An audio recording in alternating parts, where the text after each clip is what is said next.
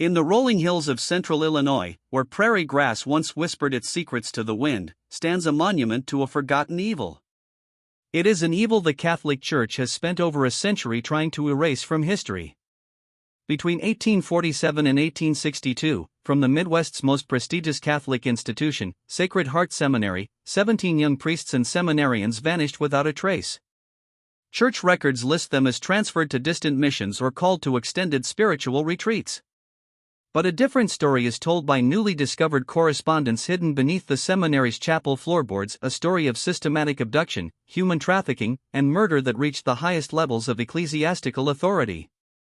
Particularly chilling is what investigators now believe, that the three men who ran Sacred Heart Seminary for 15 years weren't priests at all.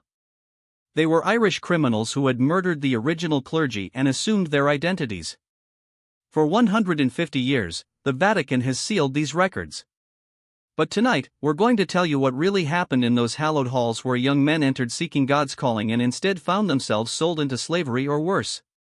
Before we continue with the story of Sacred Heart Seminary and the men who disappeared within its walls, know that this channel isn't for everyone. It is only for those brave enough to uncover the darkest secrets that institutions try to bury. If you're ready to hear truths that will make you question everything you thought you knew about religious authority, hit that subscribe button and ring the notification bell. Tell us in the comments what state or city you're listening from, because this story could have happened anywhere in America during those lawless times. Now, let's step back into 1847 and discover how a house of God became a marketplace for human souls. To understand the full horror of what transpired at Sacred Heart, however, we must first understand the world that created it, the desperate times that made such evil possible. The year 1847 marked a turning point in American Catholic history, creating the perfect conditions for the horrors at Sacred Heart Seminary. Hundreds of thousands of Irish immigrants, fleeing a devastating potato famine that had killed over 1 million in their homeland, poured into American cities. They brought with them a fierce devotion to their faith and an equally fierce suspicion from Protestant neighbors who viewed Catholicism as foreign, dangerous, and fundamentally un-American. Anti-Catholic sentiment ran so high that entire cities would erupt in riots at the mere suggestion of Catholic influence. In Philadelphia, nativist mobs had burned down Catholic churches and schools, leaving 13 dead and 50 wounded. In Charlestown, Massachusetts, Protestant crowds had destroyed the Ursuline convent, forcing nuns to flee for their lives through back windows while their sacred buildings burned. Catholic priests were regularly tarred and feathered in broad daylight, and Catholic families lived in constant fear that their neighbors might turn violent at any moment. In this hostile environment, the Catholic Church desperately needed American-born priests, men who could speak without an accent, understand local customs, and serve as bridges between the immigrant masses and their new homeland. The church hierarchy recognized that foreign-born clergy, no matter how devout or educated, would always be viewed with suspicion by Protestant Americans who controlled local government, law enforcement, and business.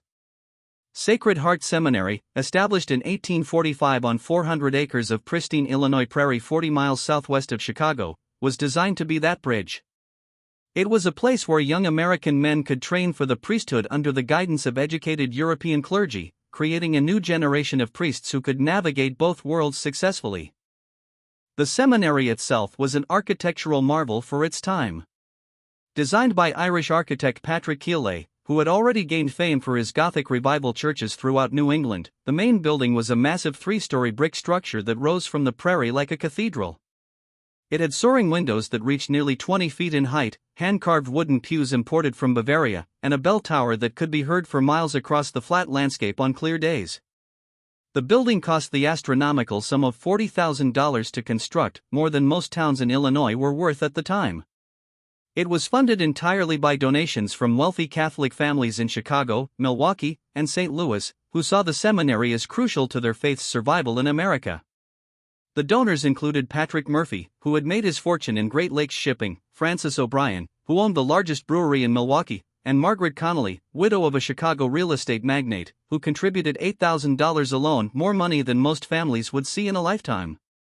The seminary's library contained over 3,000 volumes, including rare theological texts, classical literature, and scientific works, representing one of the finest collections of learning west of the Mississippi River. The building featured modern amenities unusual for rural areas, indoor plumbing with water pumped from a deep well, gas lighting throughout the main floors, and a sophisticated heating system that used a central furnace and ductwork to warm the entire structure during Illinois' brutal winters. To establish the seminary's academic program, Father Superior Edmund Walsh arrived from County Cork in late 1846. A man of imposing stature who stood nearly 6 feet 4 inches with penetrating gray eyes and a silver beard that reached nearly to his chest, Walsh commanded attention wherever he went. He spoke with the cultured accent of Trinity College, Dublin, and carried letters of recommendation from bishops across Ireland, including a particularly impressive testimonial from the Archbishop of Dublin himself. Walsh claimed to have studied theology at the prestigious Maynooth Seminary, where he had allegedly earned highest honors in moral theology and canon law. His supposed academic credentials included advanced degrees in philosophy, classical languages, and church history, making him one of the most educated priests in the American Midwest. He spoke fluent Latin, Greek, French, and German, could recite lengthy passages from St. Augustine and Thomas Aquinas from memory, and demonstrated an encyclopedic knowledge of church doctrine that impressed even the most learned bishops who interviewed him. Joining Walsh were Rector Thomas Murphy and Dean Patrick O'Brien, both equally impressive in their supposed qualifications and scholarly achievements.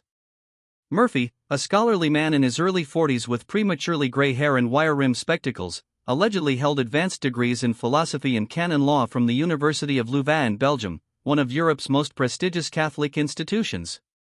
He claimed to have served as secretary to the Bishop of Cork and to have published several theological treatises well received by church scholars throughout Ireland and England. Dean Patrick O'Brien was younger than the others, perhaps 35, but equally compelling with his supposed background in classical languages and church history from the Royal University of Ireland. O'Brien was particularly skilled in rhetoric and homiletics, delivering sermons that moved listeners to tears and demonstrating an ability to explain complex theological concepts in language that ordinary people could understand. His claim to have served as chaplain to wealthy Irish families gave him knowledge of aristocratic customs and refined manners that impressed American Catholic society. Together, the three men presented an image of intellectual authority, spiritual devotion, and cultural sophistication that impressed even the most skeptical church officials. Bishop William Quarter of Chicago, who had ultimate authority over Sacred Heart Seminary, was so convinced of their qualifications that he granted them unprecedented autonomy in establishing the institution's policies and procedures. The seminary's first class in the fall of 1847 consisted of 12 young men, ages 18 to 25, drawn from Catholic families across the Midwest who had sacrificed significantly to afford the education.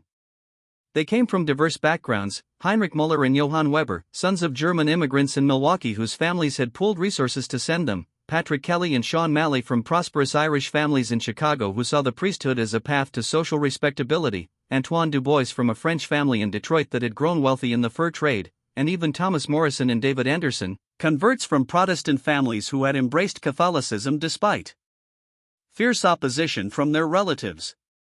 These young men arrived with hearts full of religious devotion and minds eager to serve God, completely unaware that they were walking into a carefully constructed trap that had been months in the planning.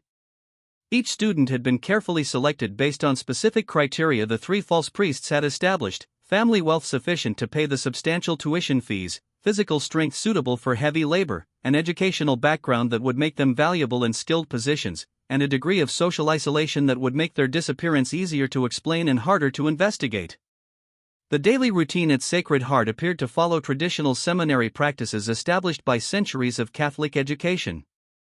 Students rose at 4:30 a.m. for lauds, the first prayer service of the day, attended Mass at 5 a.m. in the seminary's magnificent chapel, and spent their days in a carefully structured routine of prayer, study, and manual labor maintaining the seminary's extensive grounds.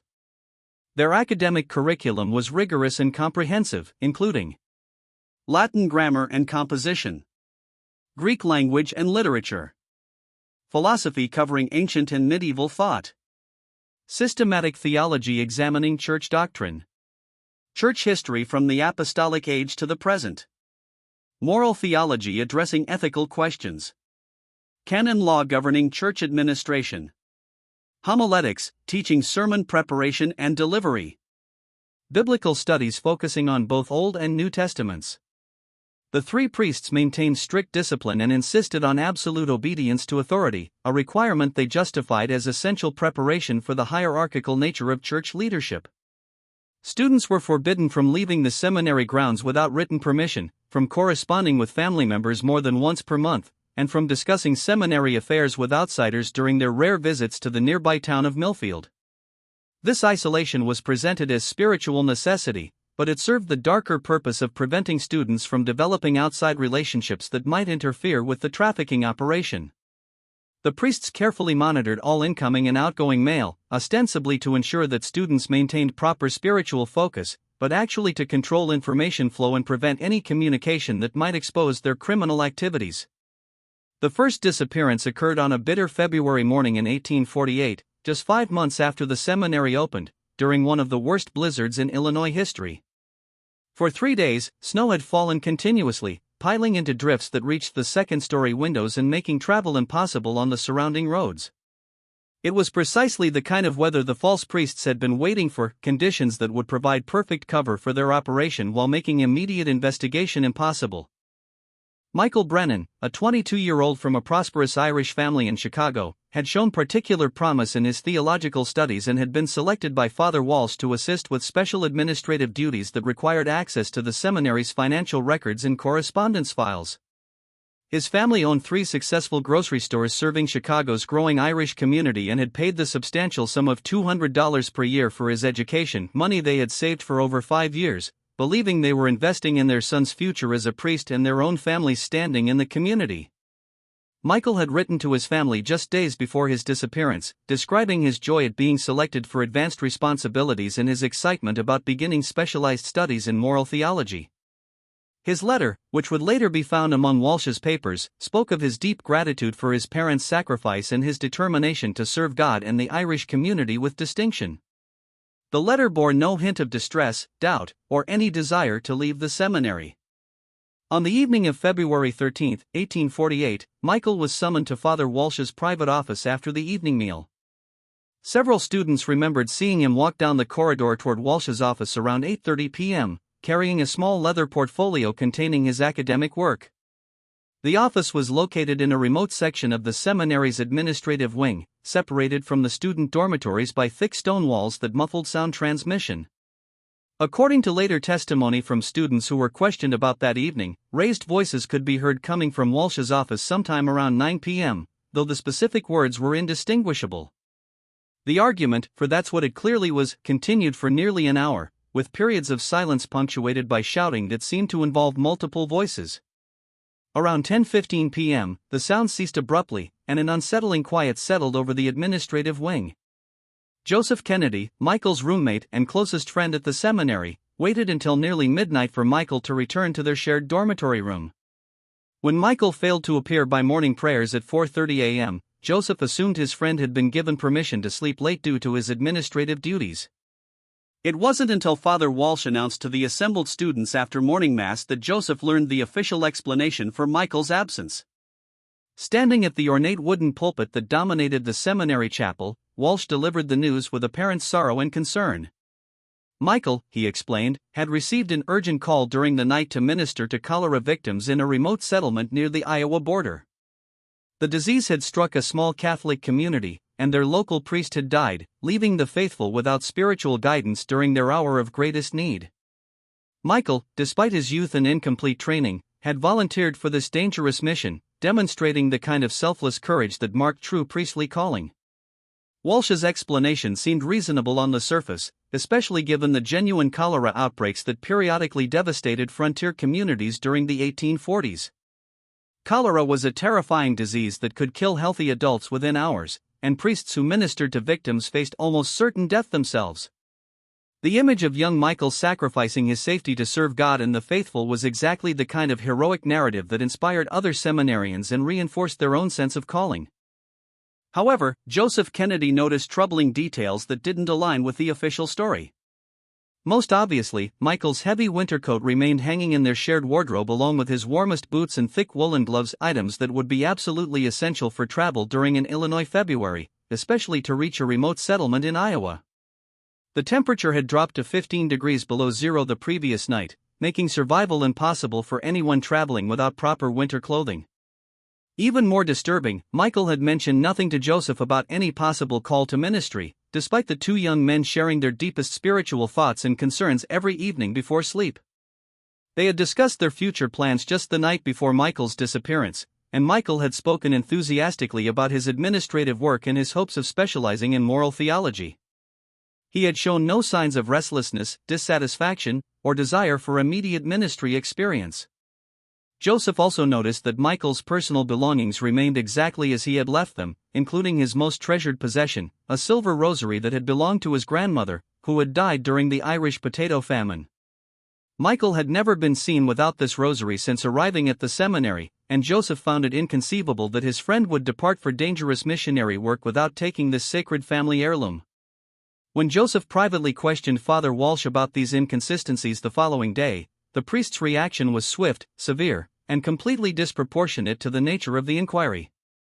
Walsh accused Joseph of harboring prideful curiosity that was incompatible with proper religious obedience and dangerous skepticism toward legitimate church authority. Such attitudes, Walsh warned, could lead to spiritual corruption and ultimate damnation if not corrected through severe penance and spiritual discipline. As punishment for his presumptuous questioning, Joseph was assigned to spend the next week in solitary prayer and fasting in the seminary's basement chapel, a damp, windowless room beneath the main structure, where students were sent to contemplate their spiritual failings and seek God's forgiveness.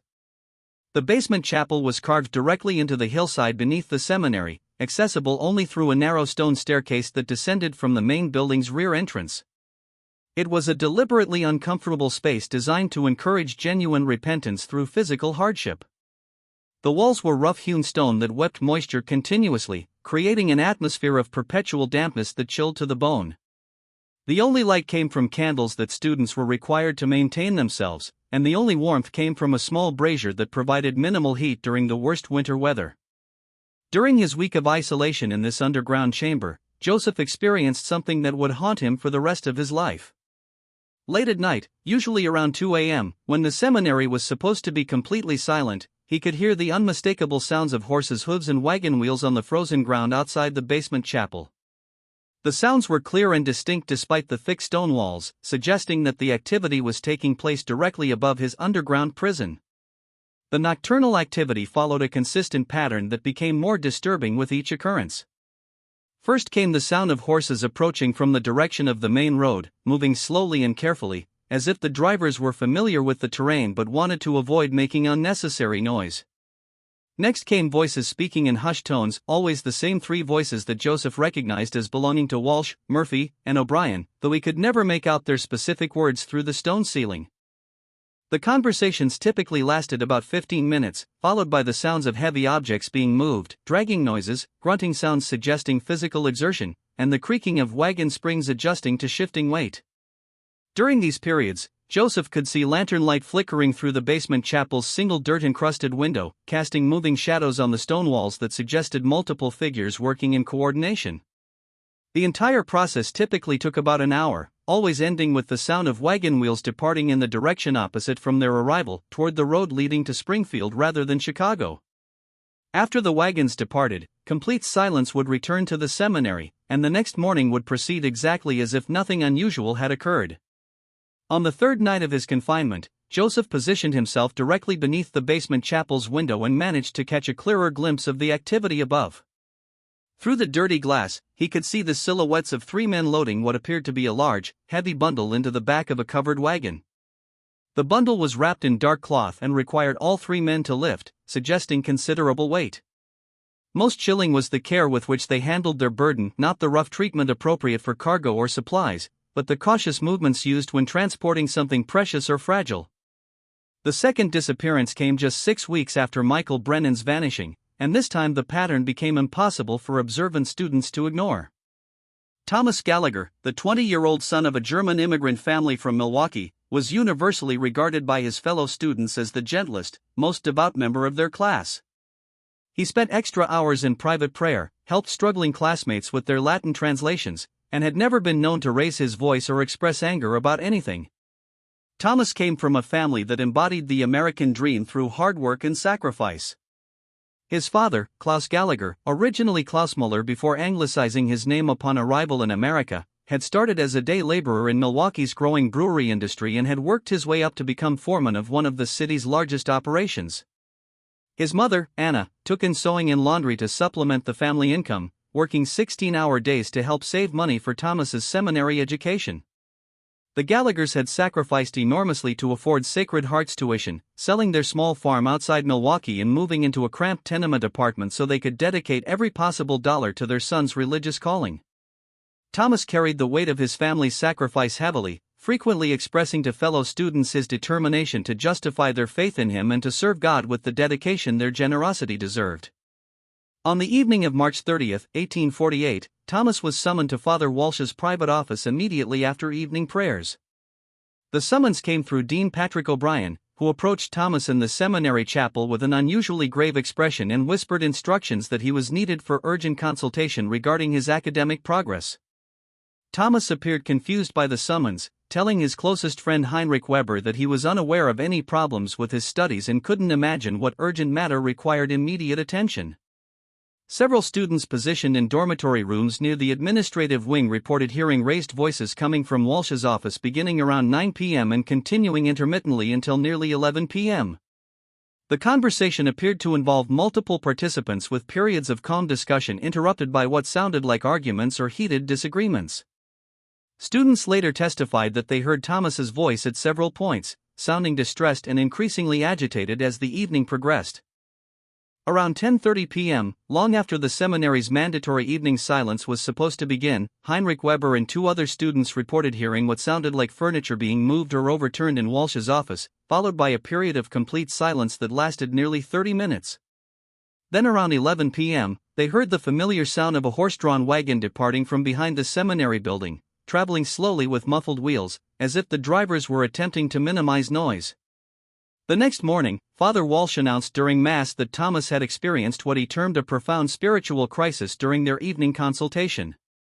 Thomas had confessed to struggling with impure thoughts incompatible with priestly vocation and had reached the painful conclusion that he was not suited for religious life. Rather than face the shame of public failure, Thomas had voluntarily left the seminary before dawn to join a contemplative monastery in the Wisconsin wilderness, where years of silence and isolation would help him overcome his spiritual struggles and perhaps eventually qualify him for a different form of religious service. Walsh's explanation was crafted with psychological sophistication, playing upon common fears and anxieties that many seminary students experienced. Sexual temptation was a genuine struggle for young men committed to celibacy, and the shame associated with such feelings often led to extreme measures of self-punishment and isolation. The idea of a troubled student seeking redemption through monastic retreat was entirely plausible and consistent with traditional Catholic approaches to spiritual crisis. However, as with Michael Brennan's disappearance, troubling details emerged for those who looked closely at the official explanation. Thomas had left behind his most precious possession, a rosary hand-carved by his dying mother, which he had never been seen without since arriving at the seminary 8 months earlier. The rosary was found carefully placed on his dormitory desk, suggesting deliberate placement rather than forgotten abandonment. Even more suspicious, Thomas had departed so suddenly that he hadn't collected the $50 in personal funds that his family had provided for incidental expenses, money that remained locked in Father Walsh's office safe. For a family that had sacrificed so much to afford seminary tuition, abandoning $50 represented a financial loss that would have significant impact on their daily survival. Most disturbing of all was a letter Thomas had been writing to his younger sister Maria, which remained unfinished on his desk. The letter stopped mid-sentence in a description of his joy at serving God and his excitement about beginning advanced theological studies in the coming term. The final line read, "I wake each morning grateful to God for guiding me to this holy place where I grow closer to Him each day, and I cannot imagine any life more blessed than the one He has." The sentence ended abruptly, as if Thomas had been interrupted while writing. Heinrich Weber, Thomas's closest friend at the seminary, found the incomplete letter particularly disturbing because Thomas had shared the contents with him the evening before his disappearance. Thomas had been enthusiastic about describing to Maria his progress in theological studies and his growing confidence in his calling to priesthood. He had planned to finish the letter the following day and had specifically mentioned wanting to tell Maria about a particularly inspiring lecture Father Walsh had delivered on moral theology. Word of the disappearances began to spread among the remaining students, though always in whispers and never in the presence of the three priests. The student body of originally 12 had now lost 2 members in just 6 weeks, and the official explanations, while individually plausible, began to seem suspicious when considered together. Some students defended the priest's accounts, arguing that God's call could come suddenly, and that true devotion sometimes required abandoning worldly attachments, including family relationships and material possessions. Others, however, began to notice patterns that filled them with growing unease. Both Michael and Thomas had been among the most financially well-off students. Both had demonstrated exceptional academic promise that made them valuable additions to any religious community, and both had been called to private meetings with Father Walsh shortly before their departures. Additionally, both had left behind personal possessions that seemed inconsistent with voluntary departure, and both had shown no previous signs of doubt, distress, or desire to leave the seminary. The atmosphere at Sacred Heart began to change in subtle but unmistakable ways.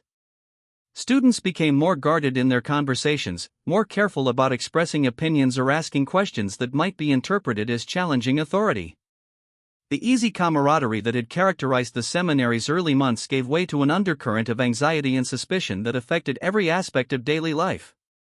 As the harsh Illinois winter gradually gave way to spring, the disappearances at Sacred Heart Seminary continued with terrifying regularity that revealed the systematic nature of the operation.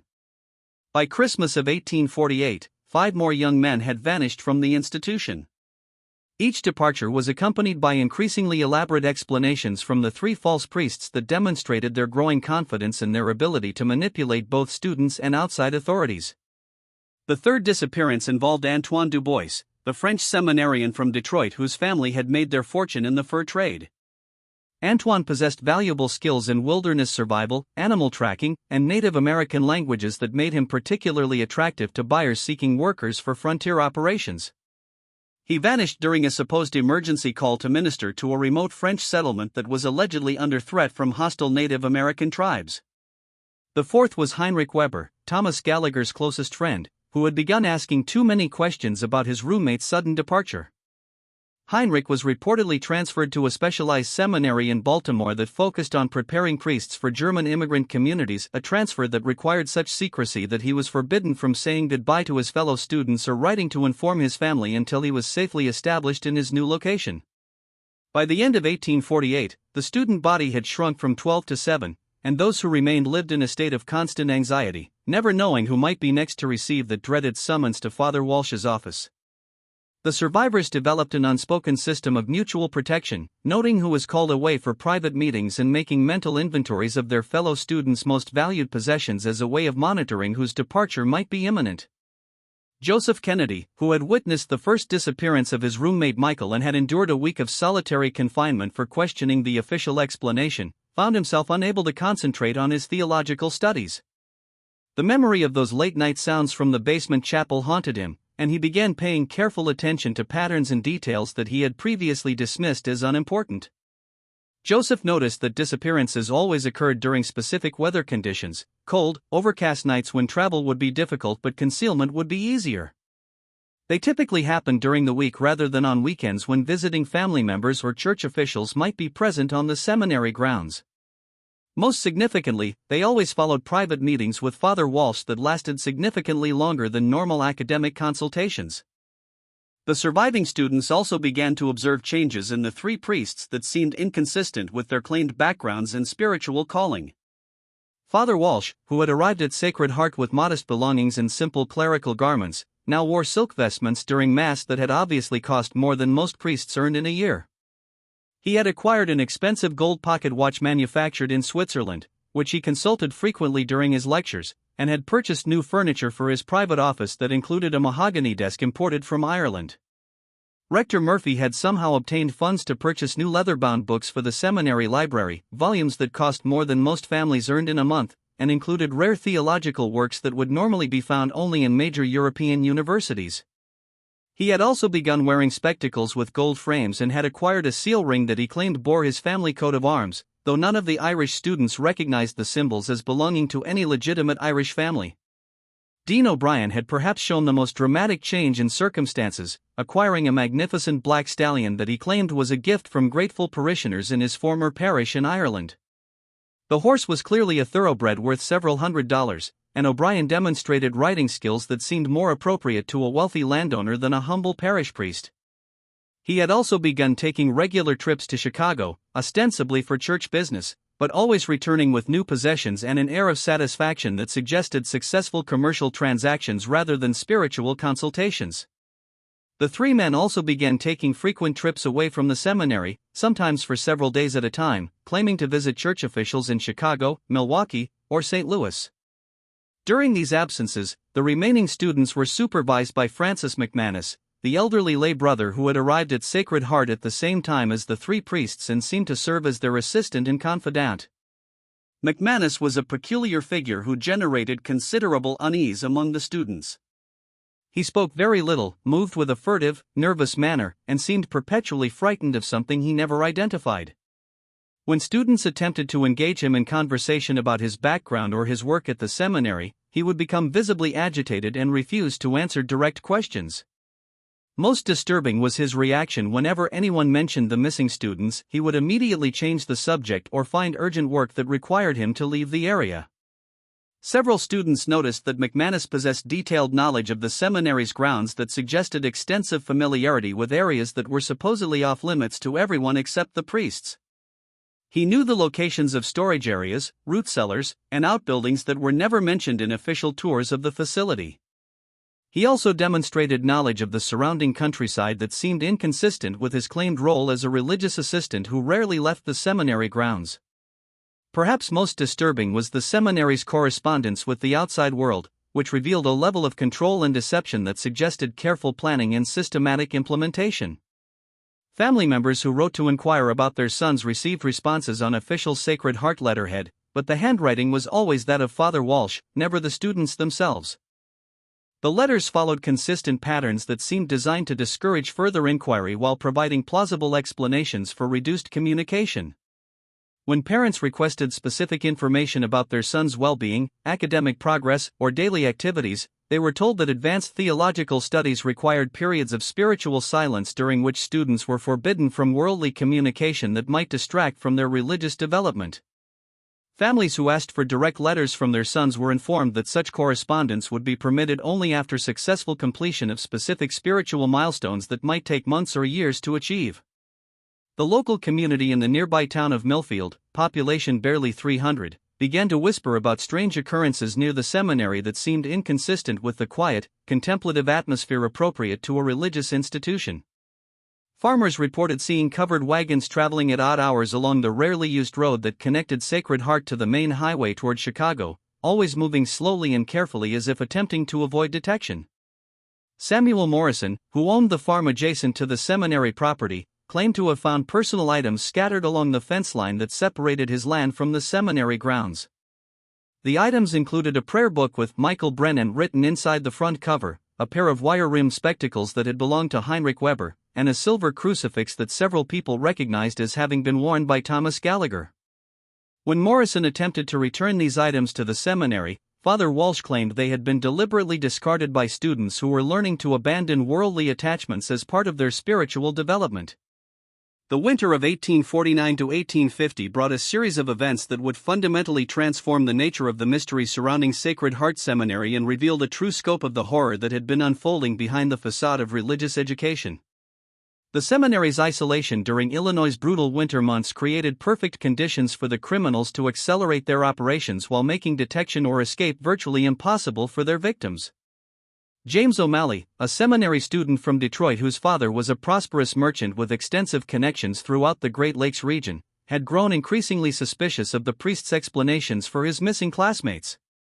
Unlike the other students who came primarily from working-class immigrant families with limited resources and political influence, James had connections to influential Catholics in multiple cities, including his uncle, Father Patrick O'Malley, who served as secretary to the Bishop of Detroit and corresponded regularly with church officials throughout the Midwest.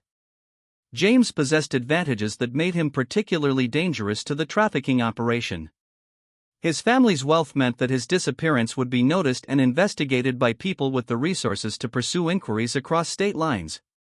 His uncle's position in the church hierarchy provided access to communication networks that could bypass local control and reach authorities in Rome if necessary. Most importantly, James had received a classical education that included training in logic, rhetoric, and investigation techniques that made him capable of systematic analysis and evidence gathering.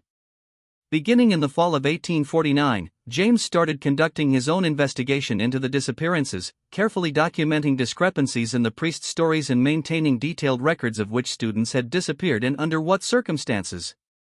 He created a detailed timeline that revealed patterns invisible to casual observation, including the fact that all disappearances had occurred during specific weather conditions, and that the official explanations contained internal contradictions that became obvious when examined systematically. James noticed that the three priests seemed to possess detailed knowledge of each student's family financial situation, information that would normally be kept confidential in church records and would only be available to someone who had conducted thorough investigations into each family's background. The priests knew which students came from wealthy families, which had agricultural land that could be used as collateral, and which had relatives in other cities who might provide assistance in times of crisis.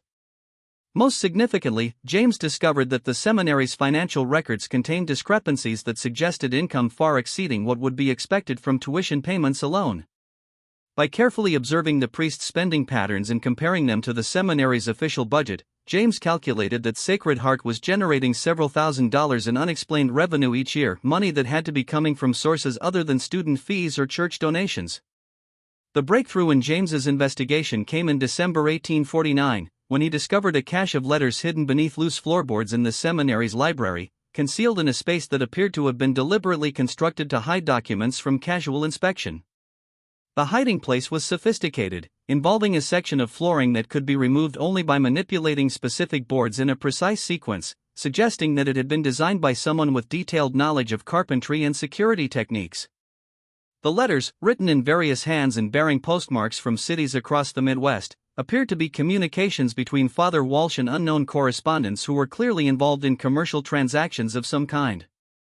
The correspondence was written in a peculiar code that mixed legitimate business terminology with religious language in ways that seemed designed to disguise the true nature of the discussions. James spent weeks analyzing the coded language, using his classical education and knowledge of multiple languages to decipher meanings that became increasingly horrifying as he understood more of the system. The letters discussed merchandise of varying quality and negotiated delivery schedules to locations in Indiana, Wisconsin, Iowa, and Illinois. References to prime specimens, educational background, and physical condition made it clear that the merchandise was human beings who were being evaluated and sold based on their characteristics and capabilities. One letter dated November 15, 1849 contained references that made James's blood run cold and confirmed his worst suspicions about what had happened to his missing classmates. The letter read in part: "The latest shipment included 2 prime specimens, both young and strong, suitable for heavy labor. The German boy brought premium price due to his education and physical condition. Buyers in the coal regions are particularly interested in educated workers who can serve as overseers for immigrant crews. The Irish lad was sold separately to lumber interests in Wisconsin, where his literacy skills make him valuable for record keeping. Both transactions completed without complications." James realized he was looking at evidence of human trafficking on a massive scale, with his missing classmates being systematically sold as slaves to mining operations, lumber companies, and industrial concerns across the Midwest. The letters indicated that educated young men, particularly those from Catholic families, commanded high prices because their religious training made them trustworthy overseers, while their social isolation made their disappearances easier to explain and harder to investigate. The correspondence revealed that the operation was far more sophisticated than a simple kidnapping scheme. The criminals had established networks of buyers throughout multiple states, had developed systems for transporting victims without detection, and had created elaborate cover stories that could withstand casual investigation by family members or church officials. Further analysis of the letters revealed pricing structures that treated human beings as commodities to be evaluated and sold based on market demand. Young men with theological education commanded prices between $300 and $500 depending on their physical condition, language skills, and family background. Those with specialized knowledge, carpentry, bookkeeping, or foreign languages, brought premium prices of up to $800. Most chilling was a reference to damaged goods that had to be permanently disposed of when they proved unsuitable for resale. Armed with this evidence, James attempted to contact church authorities outside Sacred Heart to report his discoveries. However, he quickly discovered that his correspondence was being intercepted and read before being sent. When he tried to send a coded message to his uncle in Detroit using Latin phrases that would be meaningless to casual readers but would alert Father Patrick to serious problems, the letter was returned to him with a note from Father Walsh claiming that ecclesiastical correspondence required official review to ensure proper theological content. James realized that he was trapped in an increasingly dangerous situation. The three criminals now knew that he suspected something, and they had demonstrated their willingness to murder anyone who threatened their operation. His only hope lay in gathering enough evidence to expose the entire network before they decided to eliminate him, as they had eliminated others who had grown too suspicious. The confrontation that James had been dreading came on a frigid January evening in 1850 when Father Walsh summoned him to his private office after evening prayers. James entered the meeting knowing that his life was in immediate danger, but hoping that his family connections and social position might provide some protection against the immediate violence that had claimed his classmates. The office had been transformed since James's last visit several months earlier. Expensive carpets covered the stone floor, oil paintings and elaborate gold frames decorated the walls, and the massive mahogany desk was covered with papers and ledgers that suggested extensive business activities. Most ominous was the presence of Dean O'Brien and Rector Murphy, who stood flanking Walsh's desk like bodyguards rather than fellow priests. Walsh's demeanor during the confrontation was completely different from the pastoral scholarly persona he maintained in public. Speaking in the harsh accent of Dublin's criminal districts, he dropped all pretense of religious authority and addressed James with the calculating coldness of a businessman protecting a profitable enterprise.